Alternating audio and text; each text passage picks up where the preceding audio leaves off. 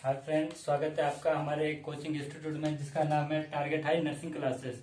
तो आज हम बात करने वाले हैं सबसे इम्पोर्टेंट क्वेश्चन की, जो है फार्मेसी से रिलेटेड, जो हमेशा एग्जाम में पूछे जाते हैं। आरआरबी एम्स वगैरह हमेशा पूछे जाते हैं। तो जो आज का जो पहला क्वेश्चन है वो है drug of choice for ectopic pregnancy. Question is drug of choice for ectopic pregnancy. Option है मिथोट्रिक्सेट, बी डायनाजोल, सी प्रोफाइल थायोरेसिल, डी लेवोथायरोक्सिन। अब हम सबसे पहले बात करेंगे एक्टोपिक प्रेगनेंसी की। एक्टोपिक प्रेगनेंसी होती क्या है? इसका दूसरा नाम है एक्स्ट्रा यूट्राइन प्रेगनेंसी। इसमें क्या होता है, जो जाइगोट होता है, जो हमारा जो जाइगोट होता है, यह है फैलोपियन ट्यूब, यह है ओवरी। जो जाइगोट का जो डेवलपमेंट होता है वो यूट्रस पे ना होके हमारे कहाँ पे होता है, फैलोपियन ट्यूब में होता है, या फिर ओवरीज में हो जाता है। जो जाइगोट का डेवलपमेंट होता है वो यहाँ पे ना होके कहाँ पे होगा, फैलोपियन ट्यूब या ओवरी में होगा, जिसको हम बोलेंगे एक्टोपिक प्रेगनेंसी। तो जो ये क्वेश्चन है ड्रग ऑफ चॉइस, इसके लिए कौन सी ड्रग हम यूज में करेंगे एक्टोपिक प्रेगनेंसी के लिए, तो इसका जो करेक्ट आंसर होगा वो होगा मिथोट्रिक्सेट। मिथोट्रिक्सेट जो होती है वो यूज की जाती है एक्टोपिक प्रेगनेंसी में। अब हम बात करेंगे जो बी ऑप्शन के है, जो है डायनाजोल। डायनाजोल अब किसके लिए यूज होती है? इंपॉर्टेंट क्वेश्चन इज डायनाजोल किसके लिए यूज होती है? तो जो डायनाजोल यूज होती है वो होती है हमारे एंडोमेट्रोसिस में। Endometriosis, what is endometriosis? Endometriosis क्या होता है, इसमें जो यूट्रस के जो लाइनिंग सेल होते हैं, या फिर यूट्रस के जो लाइनिंग टिश्यू होते हैं, ये इसके अलावा फैलोपियन ट्यूब या फिर ओवरी या फिर अदर साइड में पाए जाते हैं। तो इसको बोलते हैं एंडोमेट्रोसिस। एंडोमेट्रोसिस क्या होती है, इसमें जो यूट्रस की जो लाइनिंग टिश्यू होती है, एंडोमेट्रोसिस टिश्यू, ये यहाँ इसके अलावा फैलोपियन ट्यूब या ओवरी में पाई जाते हैं, जिसकी वजह से क्या होता है, पेनफुल डिसऑर्डर, जिसको क्या बोलते हैं, एंडोमेट्रोसिस। तो इसके लिए जो ड्रग ऑफ चॉइस है वो है डायनाजोल। उसके लिए क्या है, डायनाजोल।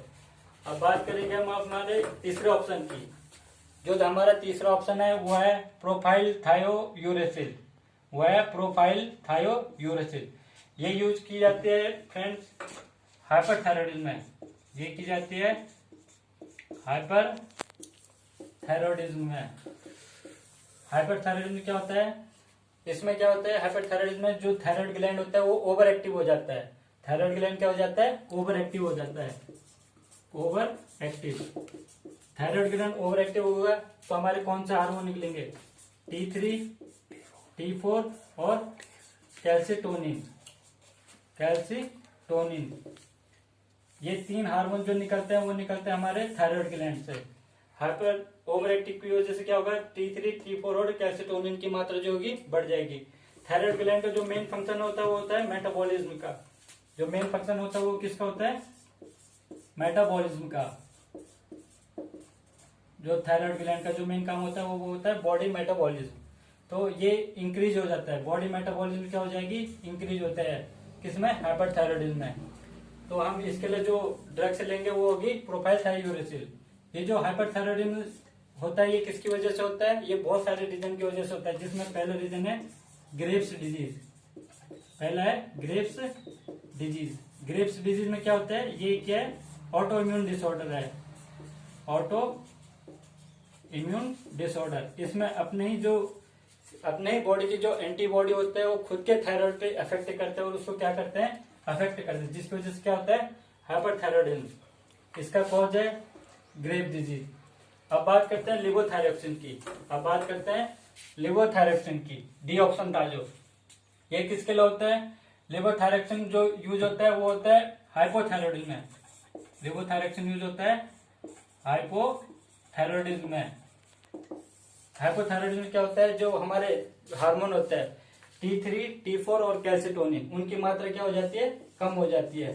T3, T4 और कैल्सिटोनिन की मात्रा क्या हो जाती है, कम हो जाती है। उसको क्या बोलते हैं, हाइपोथायराइडिज्म। तो जो ये पहला क्वेश्चन था drug of choice for ectopic pregnancy. Ectopic pregnancy में ड्रग ऑफ चॉइस क्या वो होती है, मिथोट्रिक्सेट।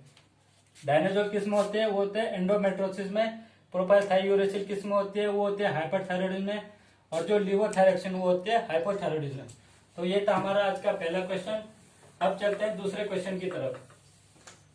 अब बात करते हैं दूसरे क्वेश्चन की तरफ। दूसरा क्वेश्चन है therapeutic drug level for digoxin. दूसरा question is therapeutic drug level of digoxin. Digoxin का जो ड्रग लेवल है वो हमारी बॉडी में कितना होना चाहिए, कितना नॉर्मल होना चाहिए। पहला ऑप्शन है 0.5 to 2 mg पर DL। दूसरा है 0.2 to 1.5। तीसरा ऑप्शन है 10 to 20। चौथा ऑप्शन है ऑल ऑफ दीज। तो सबसे पहले बात करते हैं, वो हम करते हैं डिजॉक्सिन के बारे में। वो करते हैं डिजॉक्सिन। डिजॉक्सिन क्या है, ये है ग्लाइकोसाइड। ये क्या है, ग्लाइकोसाइड ड्रग। जो हम डिजॉक्सिन का यूज करते हैं वो करते हैं हार्ट प्रॉब्लम में। हम कहा यूज करते हैं डिजॉक्सिन का, हार्ट प्रॉब्लम। कौन सी हार्ट प्रॉब्लम में, एरिथमिया में।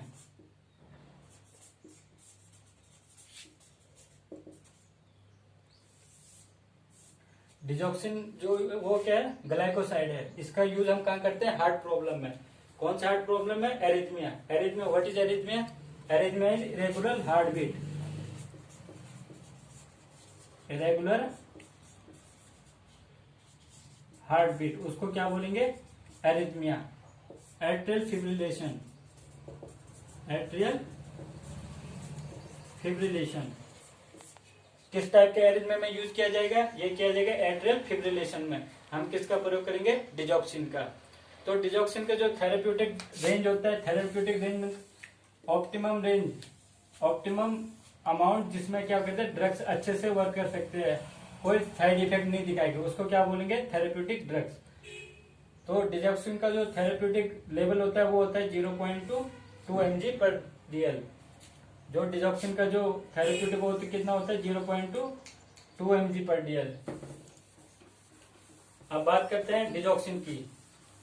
डिजॉक्सिन हम कब नहीं देंगे, डिजॉक्सिन हम कब नहीं देंगे, हम तब नहीं देंगे अगर हार्ट रेट, अगर heart rate 60 beat per minute से क्या होगी, कम होगी। अगर heart rate 60 beat per minute से कम होगी तो हम क्या नहीं देंगे, डिजॉक्सिन नहीं देते हैं। ब्रेडिकार्डिया की कंडीशन में नहीं देते हैं। अब बात करते हैं बी ऑप्शन की। अब बात करते हैं बी ऑप्शन की, वो है 0.8 to 1.5। ये किसकी नॉर्मल रेंज होती है, 0.8 to 1.5। अब बात करते हैं हम बी ऑप्शन की, ये है 0.8 to 1.5। ये किसकी थेरेप्यूटिक लेवल होता है, ये होता है लिथियम का, ये होता है लिथियम का। लिथियम जो यूज होता है, ये ड्रग, लिथियम ड्रग यूज होता है साइकेट्रिक डिसऑर्डर में। ये होती है साइकेट्रिक डिसऑर्डर में। कौन सी साइकेट्रिक डिसऑर्डर में लिथियम यूज होता है, वो होता है bipolar disorder. Bipolar disorder, bipolar disorder क्या होता है, ये होता है अप्स एंड डाउन। ये होता है up and down. Bipolar disorder में क्या होता है, जो हमारा मूड होता है वो उसी टाइम क्या होता है, अप हो जाता है, बहुत ही ज्यादा एक्साइटेडमेंट होती है, खुशी होती है। उसी टाइम क्या हो जाएगा, डाउन हो जाएगा। उसी टाइम हम क्या हो जाएंगे, सैडनेस हो जाएंगे। बहुत जल्दी जल्दी मूड का चेंज होता है, जिसको क्या बोलते हैं, बाइपोलर डिसऑर्डर। तो इसके लिए जो ड्रग यूज की जाती है वो की जाती है लिथियम। तो लिथियम का जो बॉडी में थेरेप्यूटिक इंडेक्स होता है वो कितना होता है, 0.8 to 1.5। अब बात करते हैं हम सी ऑप्शन की। C option is 10 to 20 mg per DL। C option is 10 to 20 mg/dl। ये किसके लिए होता है? ये होता है डिलेंटिन की, डिलेंटन। ये डिलेंटन कौन से ड्रग है? ये है फिनोटोइन, फिनोटोइन। जो डिलेंटन है उसका दूसरा नाम क्या है? फिनोटोइन। ये किस में यूज की जाती है? ये की जाती है सीजर में। ये किस में यूज की जाती है? सीजर्स में। सीजर्स में हम जो ड्रग देते हैं उसका नाम क्या है? फिनोटोइन, और उसका दूसरा नाम क्या है? डिलेंटन। कौन कौन से सीजर में दी जाएगी? ये पहला फोकल सीजर, पहला दी जाएगी फोकल सीजर में। दूसरा दी जाएगी tonic clonic scissor, tonic clonic scissor में। 2 सीजर में ये ड्रग दी जाएगी। ये जो डिलेंटिन ड्रग्स है ये कभी अब्सेंट सीजर में नहीं दी जाएगी, अब्सेंट सीजर में नहीं देंगे इस ड्रग्स को। तो इसमें 4 ऑप्शन के बारे में बताया मैंने। पहला डिजॉक्सिन, इसका लेवल होता है 0.22, ये दी जाती है एरिथमिया में, हार्ट रेट को कंट्रोल करने में दी जाती है। दूसरा बताया मैंने लिथियम के बारे में, जिसका लेवल होता है 0.8 to 1.5। अगर इन ड्रग्स का लेवल इससे ज्यादा हो गया तो ये बॉडी में साइड इफेक्ट दिखाने शुरू कर देते हैं, जिसकी वजह से हम क्या करते हैं, जो ड्रग्स का बॉडी में प्रॉपर लेवल क्या करते हैं, पता करते हैं, और उस लेवल में बॉडी में वो चीज होनी चाहिए। हो गया। तो जो हमारा नेक्स्ट क्वेश्चन है वो है drug of choice for hypertension, hypertension in pregnancy. जो हमारा क्वेश्चन है वो ये कह रहा है जो प्रेगनेंसी होते हैं उसमें अगर किसी को हाइपरटेंशन हो रहा है तो उसके लिए ड्रग ऑफ चॉइस क्या होगी। तो इसके 4 ऑप्शन है। पहले अल्फा मिथाइल डोपा, बी है मैग्नीशियम सल्फेट, सी है ऑक्सीटोसिन, डी है इमिप्रामाइन। तो इसका जो करेक्ट आंसर है वो है अल्फा मिथाइल डोपा, वो है अल्फा मिथाइल डोपा। अब बात करते हैं इस ड्रग्स के बारे में। ये ड्रग्स क्या क्या काम करते हैं, कैसे काम करते हैं। ये ड्रग्स जो करती है वो हाई बीपी को कंट्रोल करने के काम आती है। ये ड्रग्स हाई बीपी को कंट्रोल करने के काम आती है। अल्फा मिथाइल डोपा ये ब्लड प्रेशर को कैसे कंट्रोल करती है, इसके 2 तरीके हैं। पहला ये ब्रेन पे वर्क करती है, और जो sympathetic nervous system,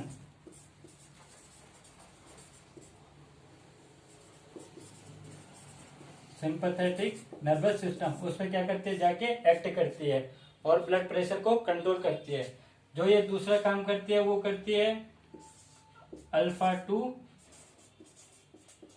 adrenergic receptor agonist,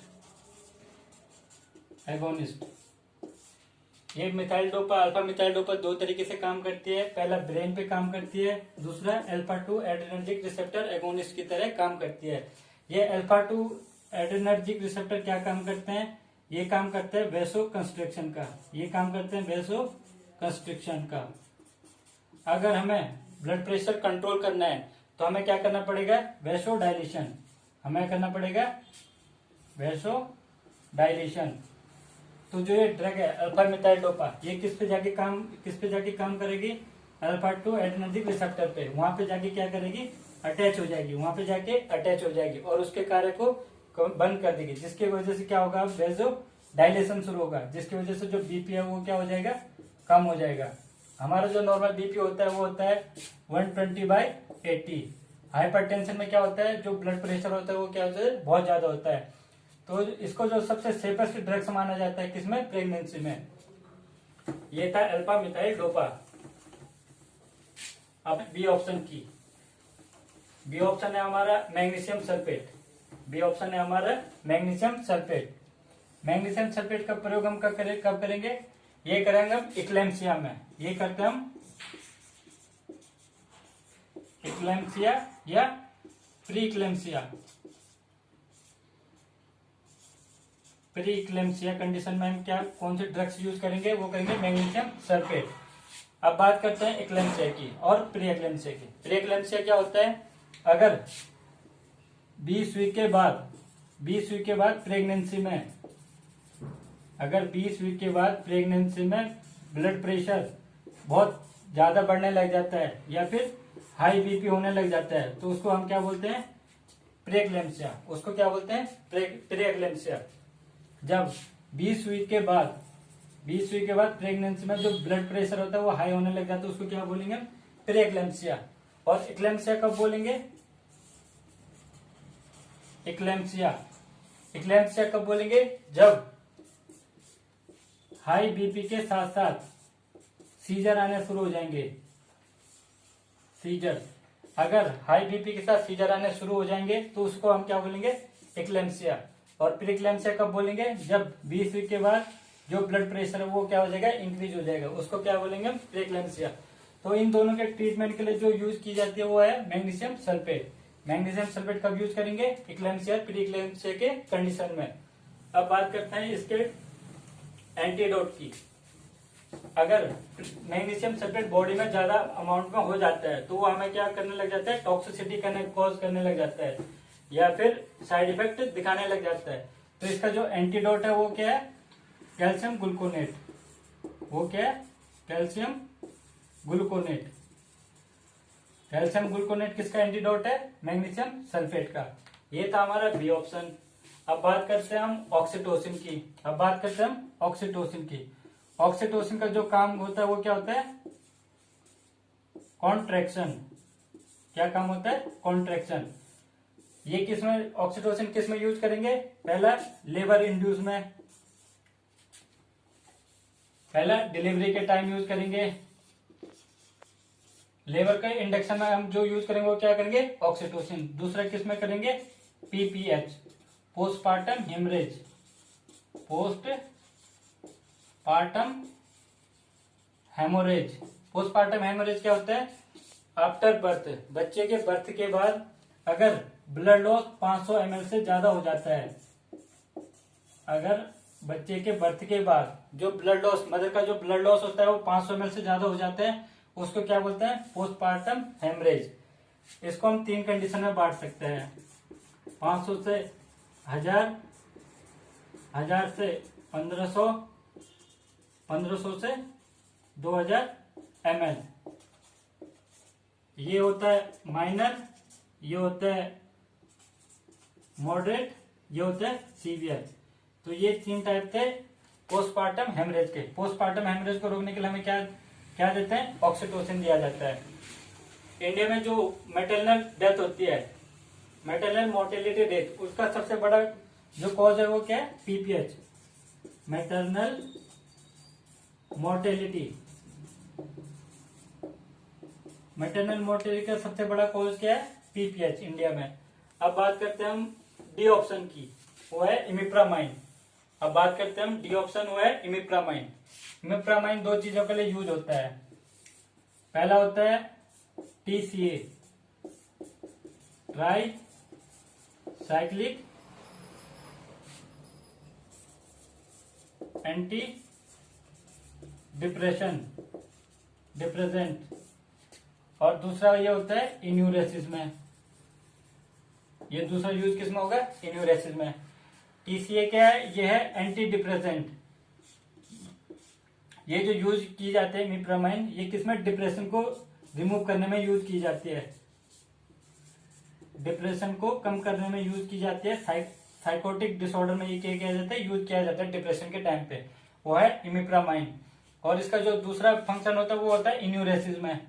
अब 2 वर्ड आते हैं, एक होता है इन्यूरेसिस और एक होता है एनकोप्रेसिस। एक होता है इन्यूरेसिस, दूसरा होता है एनकोप्रेसिस। इन्यूरेसिस क्या होता है? Uncontrol urine movement, urine uncontrol. और जो इनकोप्रेसिस होता है ये क्या होता है? Uncontrol stool. आपने देखा होगा बच्चे जो होते हैं वो पैंट में यूरिन आउटपुट कर देते हैं, या फिर यूरिन कर देते हैं, या फिर स्टूल वो उसमें कर देते हैं, पैंट में कर देते हैं, जिसको बोलते हैं एनकोप्रोसिस। इन्यूरेसिस में क्या होता है? यूरिन अनकंट्रोल होता है, कंट्रोल नहीं रहता तो बच्चे क्या करते हैं? पैंट में ही यूरिन कर देते हैं। एनकोप्रेसिस में क्या होता है? बच्चे पैंट में क्या कर देते हैं? स्टूल पास कर देते हैं, जिसको क्या बोलते हैं? एनकोप्रेसिस। तो इन्यूरेसिस में कौन से ड्रग्स यूज करते हैं हम? इमिप्रामाइन। और दूसरा इमिप्रामाइन का जो दूसरा यूज है वो किसमें? टीसीए, एंटी डिप्रेशन में। एंटी डिप्रेशन में यूज करते हैं। तो ये थे आज के हमारे सारे क्वेश्चन जो कि मोस्ट इंपॉर्टेंट थे। एक बार फिर से बता देता हूँ, drug of choice for hypertension in pregnancy. Pregnancy में सबसे सेफेस्ट ड्रग्स मानी जाएगी वो हाइपरटेंशन की, वो कौन सी होगी? Alpha methyl dopa. इसके काम बताए मैंने, ये सिंपैथेटिक नर्वस सिस्टम पे काम करता है और एगोनिस्ट का काम करता है। फिर आया मैग्नीशियम सल्फेट, ये किसमें यूज होता है? प्रीक्लेम्सिया या इक्लेम्सिया कंडीशन में। इसका एंटीडोट है वो है कैल्शियम ग्लूकोनेट। अब बात करते हैं सी ऑप्शन की, ये बताया मैंने ऑक्सीटोसिन, ये लिवर में काम आता है और पोस्टमार्टम हेमरेज में काम आता है। तो उसके बाद बताया मैंने इमिप्रामाइन, ये दो चीजों में काम होता है, इन्यूरेसिस और टीसीए, एंटी डिप्रेशन और इन्यूरेसिस, दो चीजों में इसका यूज